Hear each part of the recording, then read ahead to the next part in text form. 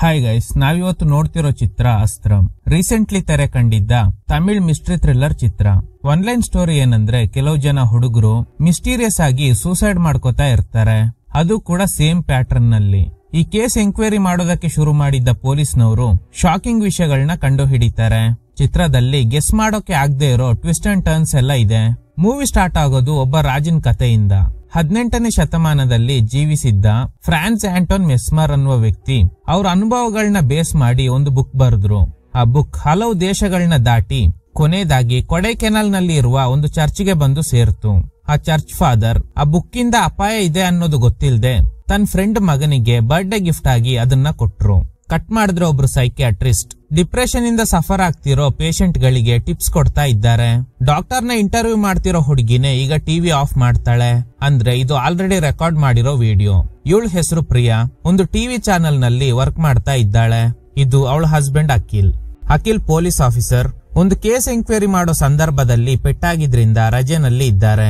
ಇವರೊಂದು mysterious case ನ enquiry ಮಾಡ್ತಾ ಇದ್ದಾರೆ, ಆದ್ರೆ ಕೇಸ್ ಸಾಲ್ವ್ ಮಾಡೋಕೆ ಆಗ್ಲಿಲ್ಲ. ಅದೇ ಟೆನ್ಷನ್ ನಲ್ಲಿ ರಾತ್ರಿ ಆದ್ರೆ ಇವ್ರಿಗೆ ನಿದ್ದೆ ಬರಲ್ಲ. ಪ್ರಿಯಾ ಹೇಳ್ತಾಳೆ, ನೋಡು ಅಖಿಲ್, ಕೇಸ್ ಸಾಲ್ವ್ ಮಾಡೋಕೆ ಆಗಿಲ್ಲ ಅನ್ನೋ ಒಂದೇ ಕಾರಣಕ್ಕೆ ನೀನು ಈ ರೀತಿ ಆರೋಗ್ಯ ಹಾಳು ಮಾಡ್ಕೊಳ್ಳೋದು ಸರಿ ಇಲ್ಲ, ಕಾಮಾಗಿರು, ಎಲ್ಲ ಸರಿ ಹೋಗುತ್ತೆ ಅಂತ ಅವ್ರಿಗೆ ಸಮಾಧಾನ ಮಾಡಿ ಡ್ಯೂಟಿಗೆ ಹೋಗ್ತಾಳೆ. ಈಗ ಅಖಿಲ್ಗೆ ಒಂದು ಕಾಲ್ ಬರುತ್ತೆ.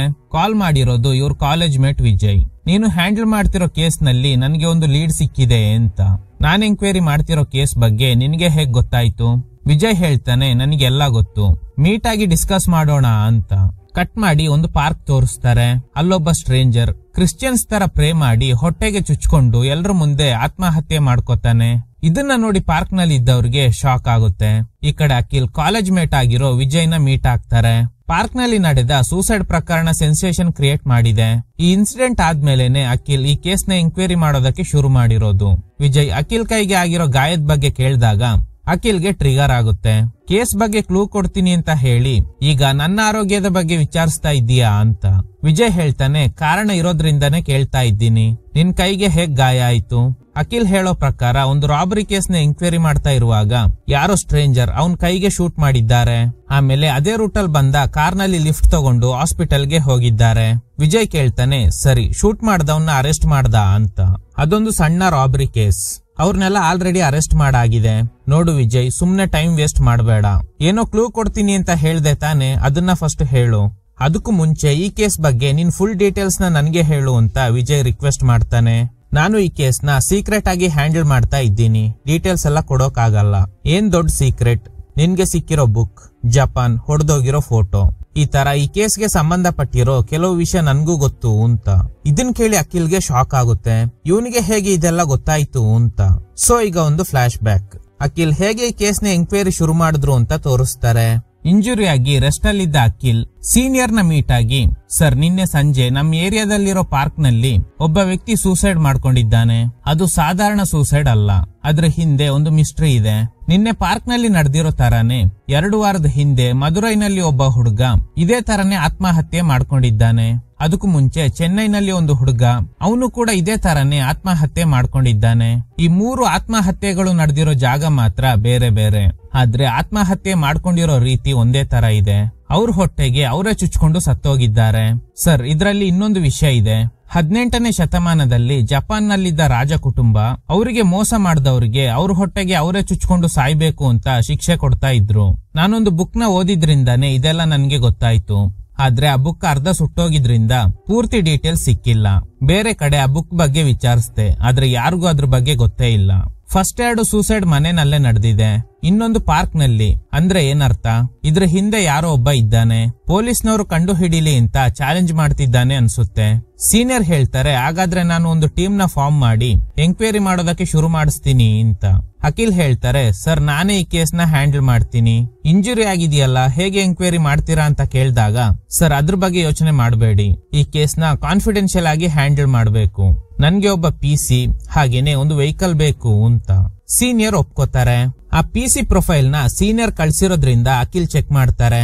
ಆ PC ಹೆಸರು ಸುಮಂತ್. ನೆಕ್ಸ್ಟ್ ಡೇ ಸುಮಂತ್ ನ ಕರ್ಕೊಂಡು ಫಸ್ಟ್ ವಿಕ್ಟಿಮ್ ಮನೆಗೆ ಹೋಗ್ತಾರೆ. ಪೇರೆಂಟ್ಸ್ ಹೇಳೋ ಪ್ರಕಾರ ಇವ್ರ ಮಗ ಸಡನ್ ಆಗಿ ಕಿಚನ್ ಗೆ ಹೋಗಿ ಚಾಕು ತಂದು ಹೊಟ್ಟೆಗೆ ಚುಚ್ಕೊಂಡು ಸತ್ತೋದ.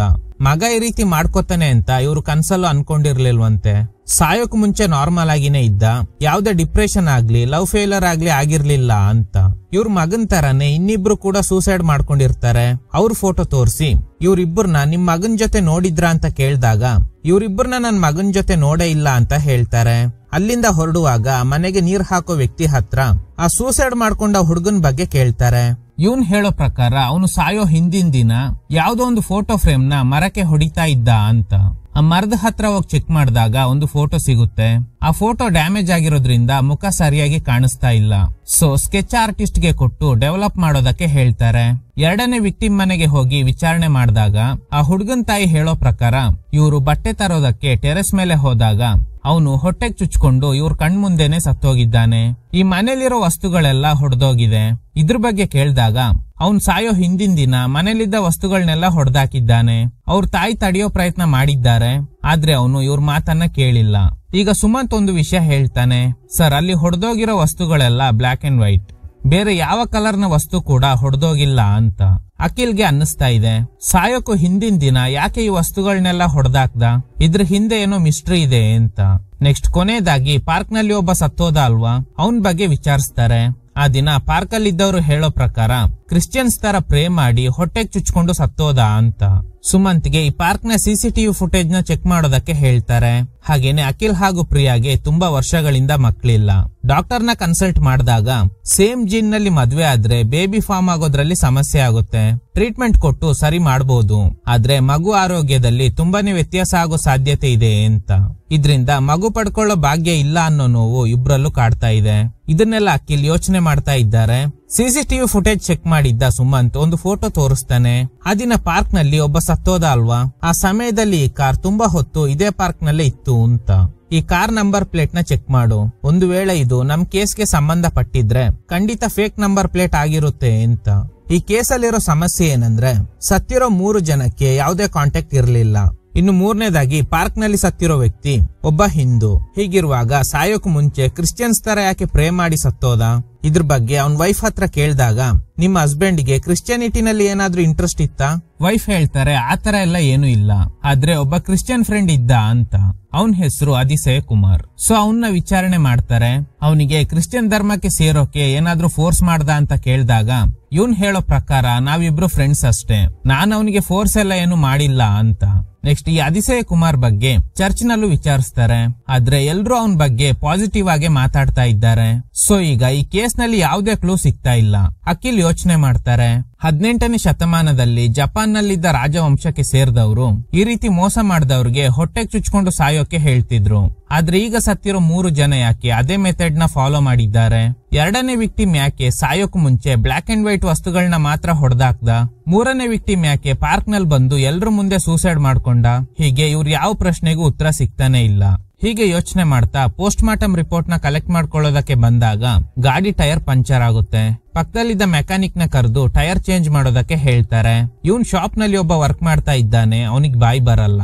ಅವನ್ ಬಗ್ಗೆ ಅಖಿಲ್ ಕೇಳ್ತಾರೆ, ಯಾರು ಇವನು ಹೊಸದಾಗಿದ್ದಾನಲ್ಲ ಬಾಯಿ ಬರಲ್ವಾ ಅಂತ. ಹೌದು ಸರ್, ಅವನಿಗೆ ಬಾಯಿ ಬರಲ್ಲ. ಅವನ್ ಬಿಡಿ, ಹುಟ್ದಾಗಿಂದ ಅವನಿಗೆ ಬಾಯಿ ಬರಲ್ಲ. ಆದ್ರೆ ಈಗ ಕೆಲವೊಂದು ಶ್ರೀಮಂತರು ಕೂಡ ಹಂಗೇನೆ ಇದ್ದಾರೆ. ಈಗ ಅಷ್ಟೇ ಒಬ್ಬ ಕಾರ್ ನಲ್ಲಿ ಬಂದಿದ್ದ, ಒಂದು ಪದ ಕೂಡ ಮಾತಾಡಿಲ್ಲ, ಕೆಲ್ಸ ಮುಗಿದ ಮೇಲೆ ಸೈಲೆಂಟ್ ಆಗಿ ಹೋಗ್ಬಿಟ್ಟ ಅಂತ. ಆ 3 ಜನರು ಪೋಸ್ಟ್ ಮಾರ್ಟಮ್ ರಿಪೋರ್ಟ್ ನ ಚೆಕ್ ಮಾಡ್ತಾರೆ. ಬೇಗ ಜೀವ ಹೋಗ್ಲಿ ಅಂತ ಯೂರಿನರಿ ಬ್ಲಾಡರ್ ಗೆ ಡ್ಯಾಮೇಜ್ ಆಗೋ ತರ ಚುಚ್ಕೊಂಡಿದ್ದಾರೆ. ಪಕ್ಕ ಇದು ಪ್ರೀ ಪ್ಲಾನ್ಡ್ ಮರ್ಡರ್ ಆಗಿರ್ಬೋದು ಅಂತ ಗೆಸ್ ಮಾಡ್ತಾರೆ. ಹಾಗೇನೆ ಪಾರ್ಕ್ ನಲ್ಲಿ ಸಿಕ್ಕಿದ್ದ ಸಿಸಿಟಿವಿ ನಲ್ಲಿ ಒಂದು ಕಾರ್ ಕ್ಯಾಪ್ಚರ್ ಆಗಿತ್ತು ಅಲ್ವಾ, ಅದ್ರ ನಂಬರ್ ಪ್ಲೇಟ್ ಫೇಕ್ ಅನ್ನೋದು ಗೊತ್ತಾಗುತ್ತೆ. ಅಖಿಲ್ ಹೇಳ್ತಾರೆ, ಯಾರೋ ಪ್ಲಾನ್ ಮಾಡಿ ನಮ್ನ ಸುತ್ತಾಡಿಸ್ತಾ ಇದ್ದಾರೆ ಅಂತ. ಕಟ್ ಮಾಡಿದ್ರೆ ಸುಮಂತ್ ಅವ್ರ ವೈಫ್ ಪ್ರೆಗ್ನೆಂಟ್ ಆಗಿರೋದ್ರಿಂದ ಸೀಮಂತ ಕಾರ್ಯಕ್ರಮ ನಡೀತಾ ಇದೆ. ಅಖಿಲ್ ಹಾಗೂ ಪ್ರಿಯಾನ ಕೂಡ ಇನ್ವೈಟ್ ಮಾಡಿರ್ತಾನೆ. ಅಖಿಲ್ಗೆ ಬೇಜಾರು, ನನ್ ವೈಫ್ಗೆ ಸೀಮಂತ ಮಾಡೋ ಭಾಗ್ಯ ಸಿಗ್ಲಿಲ್ವಲ್ಲ ಅಂತ. ಸುಮಂತ್ ಹಾಗೂ ಅವನ್ ವೈಫ್ ಒಂದು ಆರ್ಫನೇಜ್ ಅಲ್ಲಿ ಬೆಳೆದಿದ್ರು ಅನ್ನೋದು ಅಖಿಲ್ಗೆ ಗೊತ್ತಾಗುತ್ತೆ. ಕಟ್ ಮಾಡಿದ್ರೆ ಪ್ರಿಯಾ ಕೊಯಮತ್ತೂರ್ಗೆ ಶೂಟಿಂಗ್ ವಿಷಯವಾಗಿ ಹೋಗ್ಬೇಕಾಗಿರುತ್ತೆ. ಅಖಿಲ್ ನ ಡ್ರಾಪ್ ಮಾಡೋದಕ್ಕೆ ಹೇಳಿದ್ರು, ಆದ್ರೆ ಅವರು ಕೇಸಲ್ಲಿ ಬ್ಯುಸಿ ಇರೋದ್ರಿಂದ ಮರ್ತ್ ಬಿಟ್ಟಿರ್ತಾರೆ. ಪ್ರಿಯಾ ಕೋಪ ಮಾಡ್ಕೊಂಡು ಕ್ಯಾಬಲ್ ಹೋಗ್ತೀನಿ ಅಂತ ಕಾಲ್ ಕಟ್ ಮಾಡ್ತಾಳೆ. ವೆಯ್ಟ್ ಮಾಡು, ನಾನ್ ಬರ್ತೀನಿ ಅಂತ ಅಖಿಲ್ ಮನೆಗ್ ಬರೋ ಅಷ್ಟ್ರಲ್ಲಿ ಪ್ರಿಯಾ ಹೋಗಿರ್ತಾಳೆ. ಅಖಿಲ್ ಈ ಕೇಸ್ ಬಗ್ಗೆನೇ ಯೋಚನೆ ಮಾಡ್ತಾ ಇದ್ದಾರೆ. ಈ ಆತ್ಮಹತ್ಯೆ ಮಾಡ್ಕೊಂಡಿರೋ ರೀತಿ ಜಪಾನ್ ರಾಜರು ಮೋಸ ಮಾಡಿದವ್ರಿಗೆ ಕೊಡ್ತಿದ್ದ ಪನಿಷ್ಮೆಂಟ್ ತರ ಇದೆ. ಎರಡನೇ ವಿಕ್ಟಿಮ್ ಬ್ಲಾಕ್ ಅಂಡ್ ವೈಟ್ ವಸ್ತುಗಳನ್ನ ಮಾತ್ರ ಹೊಡೆದಾಕಿದ್ದಾನೆ. ಮೂರನೇ ವಿಕ್ಟಿಮ್ ಯಾಕೆ ಹಿಂದೂ ಆಗಿದ್ರು ಕ್ರಿಶ್ಚಿಯನ್ ತರ ಪ್ರೇ ಮಾಡಿ ಸತ್ತೋದ. ಇದೆಲ್ಲ ಎಲ್ಲಿಗೆ ಕನೆಕ್ಟ್ ಆಗ್ತಿದೆ ಅಂತ. ಅಷ್ಟರಲ್ಲಿ ಸುಮಂತ್ ಕಾಲ್ ಮಾಡಿ ಹೇಳ್ತಾನೆ, ಸರ್ ಎರಡನೇ ವಿಕ್ಟಿಮ್ ಮನೇಲಿ ಸಿಕ್ಕಿದ್ದ ಫೋಟೋನ ಸ್ಕೆಚ್ ಮಾಡಿ ಆಗಿದೆ, ವಾಟ್ಸ್ಆಪ್ ಅಲ್ಲಿ ಕಳ್ಸಿದ್ದೀನಿ ನೋಡಿ ಅಂತ. ನೋಡಿದ್ರೆ ಅದು ಚೆಸ್ ಚಾಂಪಿಯನ್ ಆಗಿರೋ ವಿಶ್ವನಾಥನ್ ಆನಂದ್ ಅವ್ರ ಫೋಟೋ. ಇದೇ ಫೋಟೋನ ಆ ದಿನ ಎರಡನೇ ವಿಕ್ಟಿಮ್ ಸಾಯೋಕು ಮುಂಚೆ ಹೊಡೆದಾಕಿದ್ದ ಅನ್ನೋದು ಗೊತ್ತಾಗುತ್ತೆ. ಅಖಿಲ್ ಹೇಳ್ತಾರೆ, ಹೇ ಸುಮಂತ್, ನಮ್ಗೆ ಒಂದು ಲೀಡ್ ಸಿಕ್ಕಿದೆ. ಎರಡನೇ ವಿಕ್ಟಿಮ್ ಮನೇಲಿ ಸಿಕ್ಕಿದ್ದ clue black and white, chess game ನ ಕಲರ್ ಬ್ಲಾಕ್ ಅಂಡ್ ವೈಟ್. ಮೂರನೇ ವಿಕ್ಟಿಮ್ ಕ್ರಿಶ್ಚಿಯನ್ ತರ ಪ್ರೇ ಮಾಡಿರೋದು ಚೆಸ್ ಆಟದಲ್ಲಿ ಬರೋ ರಾಜನ್ ತಲೆ ಮೇಲಿರೋ ಪ್ಲಸ್ ನ ಇಂಡಿಕೇಟ್ ಮಾಡ್ತಿದೆ. ಜಪಾನ್ ದೇಶದ ರಾಜ ಕೊಡ್ತಿದ್ದ ಶಿಕ್ಷೆ ಬಗ್ಗೆ ಒಂದು ಬುಕ್ ನಲ್ಲಿ ಓದಿರೋದಾಗಿ ಹೇಳಿದ್ರು ಅಲ್ವಾ. ಆ ಬುಕ್ ಅರ್ಧ ಸುಟ್ಟಿದ್ರಿಂದ ಆ ಬುಕ್ ನ ಹೆಸರು ಗೊತ್ತಿರೋದಿಲ್ಲ. ಅದ್ರ ಫಸ್ಟ್ 3 ಲೆಟರ್ಸ್ CHE. ಹಾಗಾದ್ರೆ ಖಂಡಿತ ಈ ಬುಕ್ ಹೆಸರು ಚೆಸ್ ಆಗಿರ್ಬೋದು. ಹಾಗೇನೆ ಸೂಸೈಡ್ ಮಾಡ್ಕೊಂಡಿರೋ ವಿಕ್ಟಿಮ್ ಗಳ ಪೇರೆಂಟ್ಸ್ ಹತ್ರ ವಿಚಾರಿಸಿದಾಗ ಈ 3 ಜನ ಚೆಸ್ ಪ್ಲೇಯರ್ಸ್ ಆಗಿದ್ರು ಅನ್ನೋದು ಗೊತ್ತಾಗುತ್ತೆ. ಈಗ ಕತೆ ಪ್ರೆಸೆಂಟ್ ಗೆ ಬರುತ್ತೆ.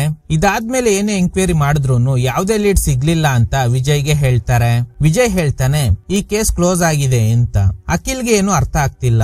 ಈಗ ವಿಜಯ್ ಒಂದು ಕತೆ ಹೇಳೋದಕ್ಕೆ ಶುರು ಮಾಡ್ತಾನೆ. ಜೇಮ್ಸ್ ಅನ್ನೋ ಶ್ರೀಮಂತ ವ್ಯಕ್ತಿಗೆ ಮೊದಲನೇ ಮಗನಾಗಿ ಹುಟ್ಟಿದವನೇ ಮಾರ್ಟಿನ್. ಅವನಿಗೆ ಬ್ಲಾಕ್ ಅಂಡ್ ವೈಟ್ ಅಂದ್ರೆ ತುಂಬಾ ಇಷ್ಟ. ಹಾಗೇನೆ ಪಕ್ಷಿಗಳಲ್ಲಿ ಗೂಬೆ ಅಂದ್ರೆ ಅವನಿಗೆ ತುಂಬಾ ಇಷ್ಟ. ಇಡೀ ಪ್ರಪಂಚನೇ ವಿಲ್ಲನ್ ಆಗಿ ನೋಡ್ತಿರೋ ಹಿಟ್ಲರ್ ಅವನಿಗೆ ಹೀರೋ. ಮಾರ್ಟಿನ್ ಬೆಳೀತಾ ಇರುವಾಗ್ಲೇ ಹಿಟ್ಲರ್ ಬಗ್ಗೆ ತುಂಬಾ ಓದಿ ತಿಳ್ಕೊಂಡಿದ್ದ. ಹಾಗೇನೆ ಅವನಿಗೆ ಚೆಸ್ ಆಟದ ಮೇಲೆ ತುಂಬಾ ಆಸಕ್ತಿ ಇತ್ತು. ಚೆಸ್ ಆಟದಲ್ಲಿ ಸಿಕ್ಕಿದ್ದ ಗೆಲುವು ಅವನಿಗೆ ಏನು ನಶೆ ಇರೋ ತರ ಮಾಡ್ತು. ಆ ಸಮಯದಲ್ಲಿ ಮಾರ್ಟಿನ್ ಒಂದಿನ ಅವನ್ ತಮ್ಮನ್ ಜೊತೆನೆ ಚೆಸ್ ಆಡೋದಕ್ಕೆ ಶುರು ಮಾಡ್ದ. ಆದ್ರೆ ಈ ಆಟದಲ್ಲಿ ಅವ್ರ ತಮ್ಮ ಗೆದ್ದು ಬಿಟ್ಟ. ಇದರಿಂದ ಟ್ರಿಗರ್ ಆಗಿದ್ದ ಮಾರ್ಟಿನ್ ಅವನ್ ತಮ್ಮನ್ನೇ ಸಾಯಿಸ್ಬಿಟ್ಟ. ಈ ವಿಷಯ ತಿಳ್ಕೊಂಡ ಜೇಮ್ಸ್ ಗೆ ತುಂಬಾ ಶಾಕ್ ಆಯ್ತು. ಹೇಗಾದ್ರೂ ಅವನ್ನ ಗುಣಪಡಿಸಬೇಕು ಅಂತ ಟ್ರೈ ಮಾಡಿದ್ರು. ಮುಂದಿನ ಕೆಲವೇ ದಿನಗಳಲ್ಲಿ ಮಾರ್ಟಿನ್ ಸೈಕೋ ಆಗಿ ಬದಲಾಗ್ಬಿಟ್ಟ.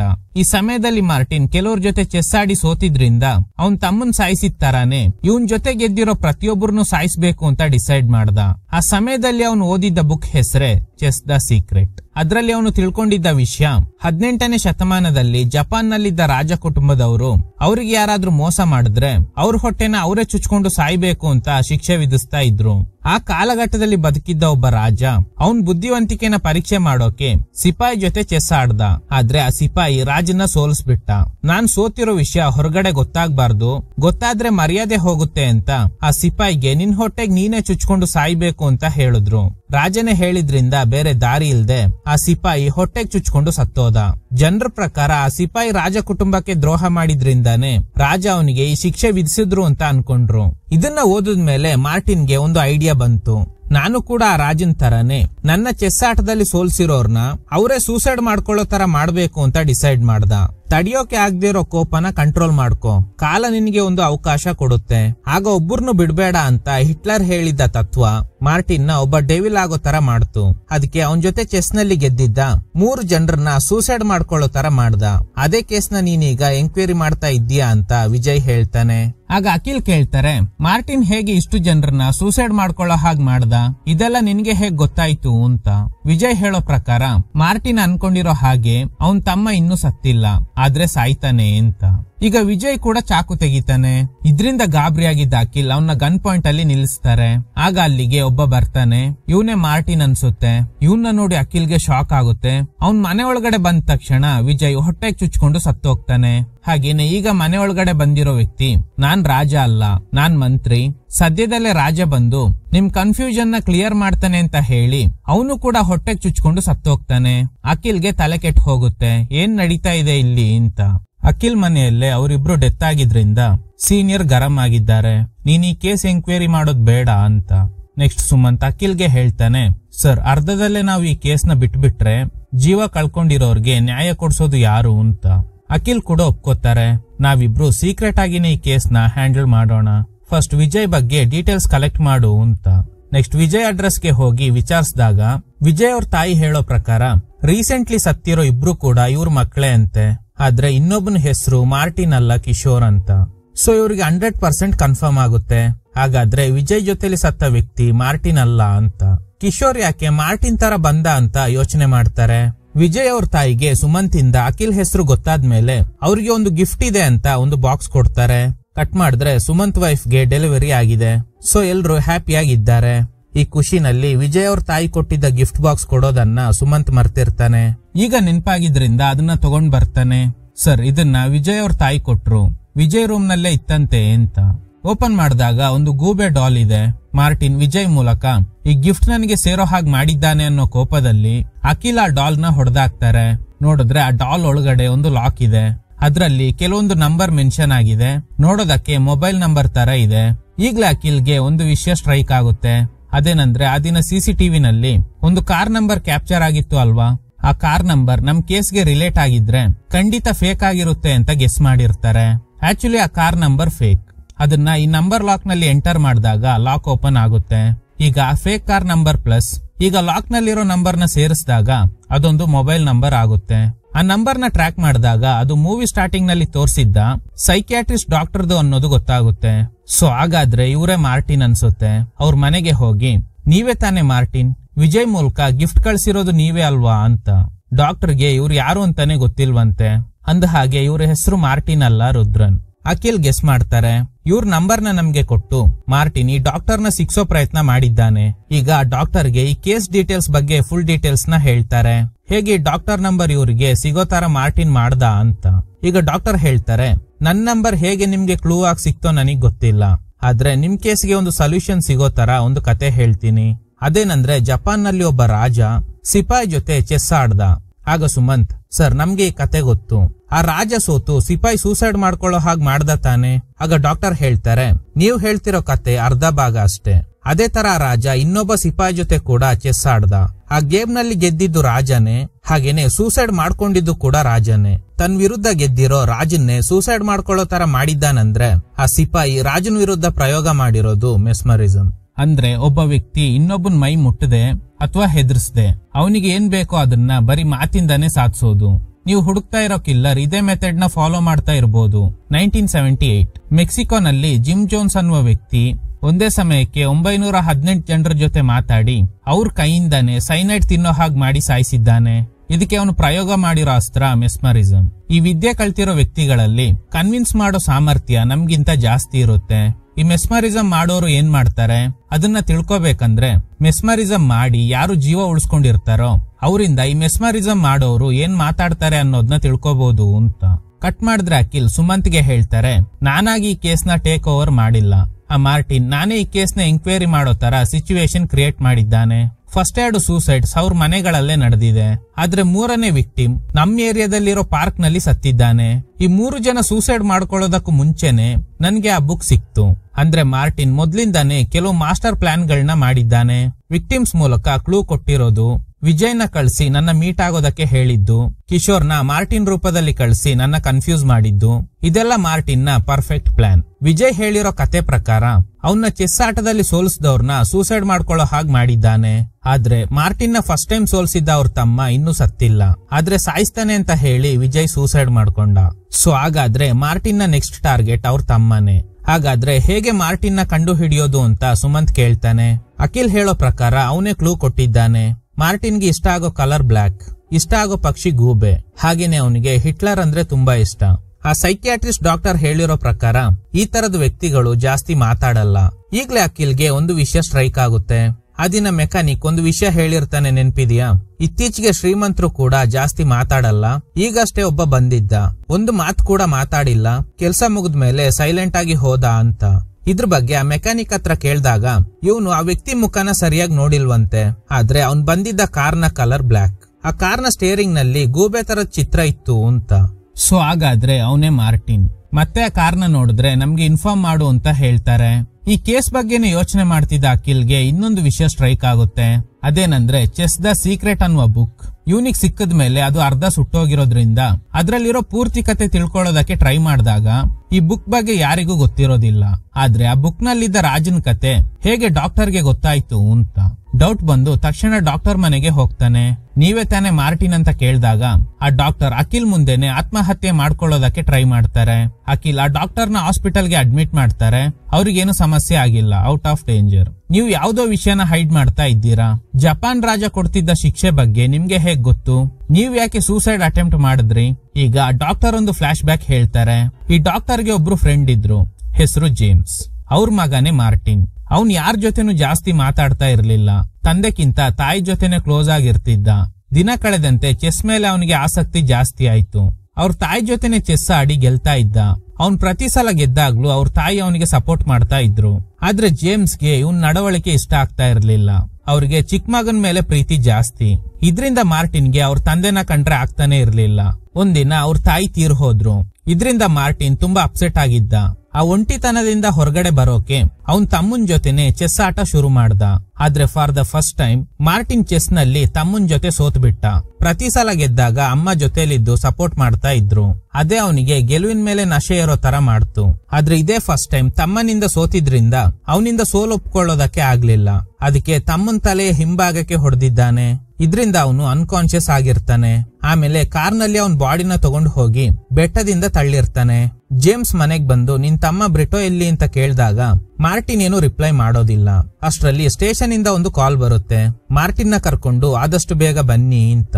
ಏನ್ ನಡೆದಿದೆ ಅಂದ್ರೆ ರಾತ್ರಿ ಮಾರ್ಟಿನ್ ಬ್ರಿಟೋ ಬಾಡಿನ ಬೆಟ್ಟದಿಂದ ತಳ್ಳಿರ್ತಾನೆ ಅಲ್ವಾ, ಅದನ್ನ ಅಖಿಲ್ ಅನ್ನುವ ಹುಡುಗ ನೋಡಿ ಪೊಲೀಸ್ ಕಂಪ್ಲೇಂಟ್ ಕೊಟ್ಟಿದ್ದಾನೆ. ಈಗ ಮಾರ್ಟಿನ್ಗೆ ಅಖಿಲ್ ಮೇಲೆ ತುಂಬಾ ಕೋಪ ಬರುತ್ತೆ. ಈಗ ಅಖಿಲ್ ಹೇಳಿದ್ದ ಸ್ಪಾಟ್ ನಲ್ಲಿ ಪೊಲೀಸ್ನವರು ಸರ್ಚ್ ಮಾಡ್ತಾರೆ. ಆದ್ರೆ ಬಾಡಿ ಸಿಗೋದೇ ಇಲ್ಲ. ಇದ್ರಿಂದ ಜೇಮ್ಸ್ಗೆ ಮತ್ತಷ್ಟು ಶಾಕ್ ಆಗುತ್ತೆ. ಕೊನೆಗೆ ಪೊಲೀಸ್ನವರಿಗೆ ದುಡ್ಡು ಕೊಟ್ಟು ಮಾರ್ಟಿನ್ ನ ರಿಲೀಸ್ ಮಾಡಿಸಿರ್ತಾರೆ. ಹೀಗಿರುವಾಗ ಜೇಮ್ಸ್ ಫ್ರೆಂಡ್ ಆಗಿರೋ ಸೈಕ್ಯಾಟ್ರಿಸ್ಟ್ ಡಾಕ್ಟರ್ ರುದ್ರನ್ನ ಮೀಟ್ ಆಗಿ ಹೇಗಾದ್ರೂ ಮಾರ್ಟಿನ್ ನ ನಾರ್ಮಲ್ ಆಗೋ ತರ ಮಾಡ್ಬೇಕು ಅಂತ. ಆಗ ಡಾಕ್ಟರ್ ನಮ್ಮ ಮೇಲೂ ತಪ್ಪಿದೆ. ಅವ್ರ ತಾಯಿ ಇದ್ದಾಗಿಂದನು ಅವನಿಗೊಂದ್ ರೀತಿಯ ಮಾನಸಿಕ ಕಾಯಿಲೆ ಇತ್ತು. ಅವನಿಗೆ ಸಕ್ಸಸ್ ಮೇಲೆ ಓವರ್ ಕಾನ್ಫಿಡೆನ್ಸ್, ಸೋಲನ್ನ ಒಪ್ಕೊಳ್ಳೋದಕ್ಕೆ ಆಗದೆ ಇರೋ ಮನಸ್ಥಿತಿ ಇದೆ. ಇದ್ರಿಂದ ಅವನು ಸ್ವಂತ ತಮ್ಮನ್ನೇ ಕೊಲ್ಲೋ ಹಂತಕ್ಕೆ ಹೋಗಿದ್ದಾನೆ. ಸೊ ಮಾರ್ಟಿನ್ ಜೀವನದಲ್ಲಿ ನಿರಂತರವಾಗಿ ಗೆಲ್ಲೋಕಾಗಲ್ಲ. ಅವನಿಗೆ ಸೋಲಿನ ಅನುಭವ ಆಗ್ಬೇಕು. ಅವನಿಗೆ ತುಂಬಾ ಇಷ್ಟ ಆಗೋ ಚೆಸ್ ಆಟದಿಂದಾನೇ ಶುರು ಮಾಡೋಣ. ನಿರಂತರವಾಗಿ ಸೋತ್ರೆ ಮಾರ್ಟಿನ್ ನಾರ್ಮಲ್ ಆಗ್ತಾನೆ ಅಂತ. ಈಗ ಜೇಮ್ಸ್ ಕೆಲವೊಂದು ಹುಡುಗರನ್ನ ಕರೆಸಿ ಅವ್ರ ಜೊತೆ ಚೆಸ್ ಆಡೋದಕ್ಕೆ ಹೇಳ್ತಾರೆ. ಆದ್ರೆ ಮಾರ್ಟಿನ್ ಅವ್ರ ಜೊತೆ ಎಲ್ಲ ಸೋತ್ ಹೋಗ್ತಾನೆ. ಪ್ರತಿ ಸಲ ಸೋತಾಗ್ಲೂ ವೈಲೆಂಟ್ ಆಗಿ ಬಿಹೇವ್ ಮಾಡ್ತಾ ಇದ್ದ. ಜೇಮ್ಸ್ ಅವನ್ನ ಸಮಾಧಾನ ಮಾಡೋದಕ್ಕೆ ಟ್ರೈ ಮಾಡ್ತಾ ಇದ್ರು. ಆದ್ರೆ ಒಂದಿನ ಇವ್ರ ತಂದೆನೆ ಕೆಲವೊಂದು ಚಾಂಪಿಯನ್ ಚೆಸ್ ಪ್ಲೇಯರ್ಸ್ ಗೆ ದುಡ್ಡು ಕೊಟ್ಟು ಅವ್ರ ಕಡೆ ಹುಡುಗರನ್ನ ಮನೆಗ್ ಕರೆಸಿ ನನ್ನ ಸೋಲೋ ಹಾಗೆ ಮಾಡಿದ್ದಾರೆ ಅನ್ನೋದು ಗೊತ್ತಾದ್ಮೇಲೆ ಟ್ರಿಗರ್ ಆಗಿದ್ದ ಮಾರ್ಟಿನ್ ಗೆಸ್ಟ್ ಹೌಸ್ ಗೆ ಜೇಮ್ಸ್ ನ ಕರ್ಕೊಂಡು ಹೋಗಿ ಚೆಸ್ ಆಡೋಣ ಅಂತ ಫೋರ್ಸ್ ಮಾಡಿದ್ದಾನೆ. ಸರಿ ಅಂತ ಜೇಮ್ಸ್ ಕೂಡ ಆಡ್ತಾರೆ. ಪ್ರತಿ ಸಲ ಗೆಲ್ಲೋದಕ್ಕೋಸ್ಕರ ಆಡ್ತಿದ್ದ Martin for the first time ಸೋಲೋದಕ್ಕೋಸ್ಕರ ಆಡ್ದ. ಅವ್ನ್ ರಾಂಗ್ ಮೂವ್ಸ್ ಗಳನ್ನ ನೋಡಿ ಜೇಮ್ಸ್ ಗೆ ಎಲ್ಲೋ ಮಿಸ್ ಹೊಡೆದಿದೆ. ಅಷ್ಟರಲ್ಲಿ ಜೇಮ್ಸ್ ಮೇಲೆನೆ ಅಟ್ಯಾಕ್ ಮಾಡಿದ್ರಿಂದ ಅವರು ಅನ್ಕಾನ್ಶಿಯಸ್ ಆಗ್ತಾರೆ. ಕೊನೆಗೆ ಆ ಗೆಸ್ಟ್ ಹೌಸ್ ಗೆ ಬೆಂಕಿ ಹಚ್ಚಿ ಅಲ್ಲಿಂದ ಎಸ್ಕೇಪ್ ಆಗಿದ್ದಾನೆ. ಈ ಘಟನೆನಲ್ಲಿ ಜೇಮ್ಸ್ ತೀರ್ ಹೋದ್ರು. ಆಮೇಲೆ ಮಾರ್ಟಿನ್ ಎಲ್ಲಿಗೆ ಹೋದ ಅಂತಾನೆ ಗೊತ್ತಿಲ್ಲ. ಕೆಲವು ವರ್ಷಗಳ ನಂತರ ಈ ಡಾಕ್ಟರ್ನ ಹುಡ್ಕೊಂಡು ಬಂದಿದ್ದಾನೆ. ಎಷ್ಟೇ ಹುಡುಕಿದ್ರೂನು ಬ್ರಿಟೋ ಬಾಡಿ ಸಿಕ್ಕಿಲ್ಲ. ಹಾಗಾದ್ರೆ ಅವನು ಬದುಕಿದ್ದಾನೆ ಅಂತಾನೆ ಅರ್ಥ. ಅವನ್ನ ಖಂಡಿತ ಸಾಯಿಸ್ತೀನಿ, ಅಷ್ಟೇ ಅಲ್ಲ ನನ್ನ ಚೆಸ್ ಆಟದಲ್ಲಿ ಸೋಲ್ಸಿರೋ ಪ್ರತಿಯೊಬ್ಬರನ್ನು ಕೂಡ ಸಾಯಿಸ್ತೀನಿ ಅಂತ ಹೇಳಿರ್ತಾನೆ. ಈಗ ನಿಮ್ಗೆ ಗೊತ್ತಾಗಿರ್ಬೋದು, ಆ ಸೂಸೈಡ್ ಮಾಡ್ಕೊಂಡಿದ್ದ 3 ಜನ ಚಿಕ್ಕ ವಯಸ್ಸಲ್ಲಿ ಮಾರ್ಟಿನ್ ಜೊತೆ ಚೆಸ್ ನಲ್ಲಿ ಗೆದ್ದವರೇ ಆಗಿರ್ತಾರೆ. ಆಗ್ಲೇ ಡಾಕ್ಟರ್ಗೆ ಗೊತ್ತಾಗಿದೆ ಅವನು ಮೆಸ್ಮರಿಸಮ್ ನ ಕಲ್ತ್ಕೊಂಡ್ ಬಂದಿದ್ದಾನೆ ಅಂತ. ಅಖಿಲ್ ಇವ್ರನ್ನ ಹುಡ್ಕೊಂಡ್ ಬರ್ತಾರೆ ಅನ್ನೋದ್ನ ಮಾರ್ಟಿನ್ ಇವ್ರಿಗೆ ಮೊದ್ಲೇ ಹೇಳಿದ್ನಂತೆ. ಹಾಗೇನೆ ಇವರು ಅಖಿಲ್ ಜೊತೆ ಮೆಸ್ಮರಿಸಮ್ ಬಗ್ಗೆ ಮಾತ್ರ ಮಾತಾಡ್ಬೇಕು, ಅದ್ ಬಿಟ್ಟು ಬೇರೆ ಏನಾದ್ರೂ ಮಾತಾಡಿದ್ರೆ ಸಾಯಿಸ್ಬಿಡ್ತೀನಿ ಅಂತ ಹೇಳಿರ್ತಾನೆ. ಆ ದಿನ ನಾನು ಅವನು ಗುಣ ಆಗ್ಲಿ ಅಂತ ಕೊಟ್ಟಿದ್ದ ಟ್ರೀಟ್ಮೆಂಟ್ ಇವತ್ತು ತುಂಬಾ ಜನರ ಜೀವ ಕಳ್ಕೊಳ್ಳೋ ಹಾಗೆ ಮಾಡಿದೆ. ಇದೇ ರೀಸನ್ಗೆನೆ ನಾನು ಸೂಸೈಡ್ ಅಟೆಂಪ್ಟ್ ಮಾಡಿದೆ ಅಂತ ಅಖಿಲ್ ಹೇಳ್ತಾರೆ. ಈಗ ನನ್ಗೆ ಎಲ್ಲ ಅರ್ಥ ಆಗಿದೆ. ನನ್ ತಮ್ಮನ್ ಕೊಂದೆ ಅಂತ ತಾನೇ ನೀನು ಚಿಕ್ಕ ವಯಸ್ಸಲ್ಲಿ ಪೊಲೀಸ್ಗೆ ತೋರ್ಸ್ಕೊಟ್ಟಿದ್ದು. ಈಗ ನನ್ ತಮ್ಮನ್ನ ಸಾಯಿಸ್ತೀನಿ, ನಿನ್ನಿಂದ ಸಾಧ್ಯ ಆದ್ರೆ ಅವನ್ನ ಕಾಪಾಡು ಅಂತ ಚಾಲೆಂಜ್ ಮಾಡ್ತಿದ್ದಾನೆ. ಹಾಗಾದ್ರೆ ಚಿಕ್ಕ ವಯಸ್ಸಲ್ಲಿ ಮಾರ್ಟಿನ್ ನ ಪೊಲೀಸ್ಗೆ ತೋರ್ಸ್ಕೊಟ್ಟಿರೋದು ಇದೇ ಅಖಿಲ್. ಸರ್, ಮಾರ್ಟಿನ್ ತಮ್ಮನ್ ಬಗ್ಗೆ ಗೊತ್ತಿರೋ ಒಂದೇ ವ್ಯಕ್ತಿ ಅಂದ್ರೆ ಅದು ನೀವು ಮಾತ್ರ. ಅವನ್ ಬಗ್ಗೆ ಏನಾದ್ರೂ ನೆನ್ಪಿದ್ಯಾ? ಬ್ರಿಟೋ ಮಿಸ್ಸಿಂಗ್ ಆದಾಗ ಮಿಸ್ಸಿಂಗ್ ಕಂಪ್ಲೇಂಟ್ ಕೊಟ್ರಾ ಅಂತ. ಆಗ ಡಾಕ್ಟರ್ ಹೇಳ್ತಾರೆ ಹೌದು ಕೊಟ್ಟೆ. ಡೇಟ್ ಅಂಡ್ ಇಯರ್ ನ ಹೇಳ್ತಾರೆ, November 13th, 2007. ಬ್ರಿಟೋ ಹೆಸರಲ್ಲಿ ಮಿಸ್ಸಿಂಗ್ ಕಂಪ್ಲೇಂಟ್ ಏನಾದ್ರೂ ರಿಜಿಸ್ಟರ್ ಆಗಿದ್ಯಾ ಅಂತ ಚೆಕ್ ಮಾಡೋದಕ್ಕೆ ಹೇಳ್ತಾರೆ. ಹಾಗೇನೆ ಮೆಕ್ಯಾನಿಕ್ ಅಖಿಲ್ಗೆ ಕಾಲ್ ಮಾಡಿ, ಸರ್ ನಾನು ಆ ದಿನ ನೋಡಿದ್ದ ಕಾರ್ನ ಈಗ ಅಷ್ಟೇ ನೋಡ್ದೆ ಅಂತ ಅದು ಯಾವ ಕಡೆ ಹೋಗ್ತಿದೆ ಅನ್ನೋದನ್ನ ಹೇಳ್ತಾನೆ. ಈಗ ಅಖಿಲ್ ಸುಮಂತ್ಗೆ ಕಾಲ್ ಮಾಡಿ ಆ ಮೆಕ್ಯಾನಿಕ್ ನೋಡಿದ್ದ ಕಾರ್ ನಿಮ್ ಏರಿಯಾದಲ್ಲೇ ಓಡಾಡ್ತಾ ಇದೆಯಂತೆ, ಆದಷ್ಟು ಬೇಗ ಟ್ರ್ಯಾಕ್ ಮಾಡು ಅಂತ. ಕಟ್ ಮಾಡಿದ್ರೆ ಇವನೇ ಮಾರ್ಟಿನ್. ಈಗ ಸುಮಂತ್ ಮನೆಗೆ ಬಂದಿದ್ದಾನೆ.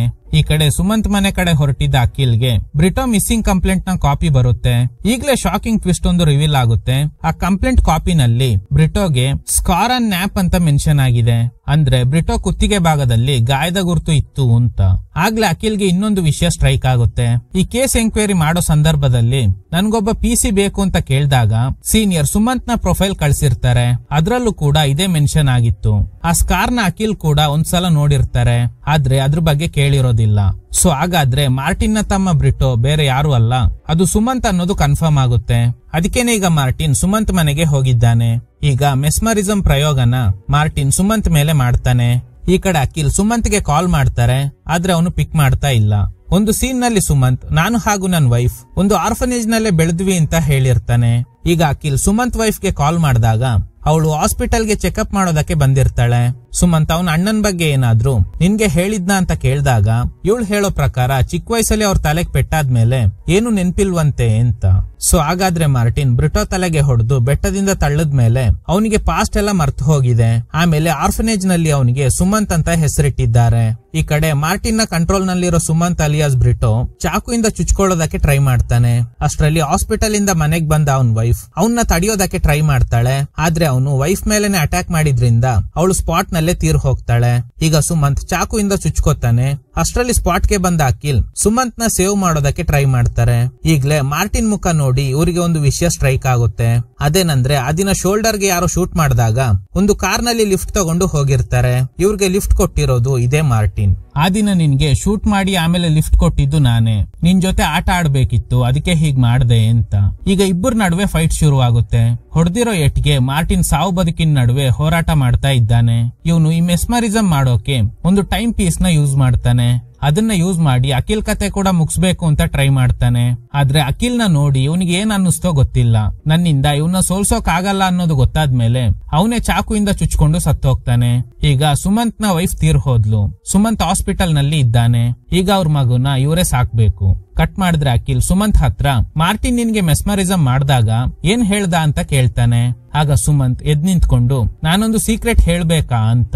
ಇದ್ರೊಂದಿಗೆ ಪಾರ್ಟ್ 2 ಗೆ ಲೀಡ್ ಕೊಟ್ಟು ಈ ಚಿತ್ರನ ಎಂಡ್ ಮಾಡ್ತಾರೆ. Okay guys, thanks for watching. ಈ ತರದ ಥ್ರಿಲ್ಲಿಂಗ್ ವಿಡಿಯೋಗಳಿಗಾಗಿ ನಮ್ಮ ಸಿನಿಮಾ ಫ್ಯಾಕ್ಟ್ಸ್ ಚಾನಲ್ ನ ತಪ್ಪದೆ ಸಬ್ಸ್ಕ್ರೈಬ್ ಮಾಡಿ. ಪಕ್ಕದಲ್ಲಿರೋ ಬೆಲ್ ಐಕಾನ್ ನ ಪ್ರೆಸ್ ಮಾಡಿ ಆಲ್ ನೋಟಿಫಿಕೇಶನ್ ಗಳನ್ನ ಆನ್ ಮಾಡಿ ಇಟ್ಕೊಳ್ಳಿ.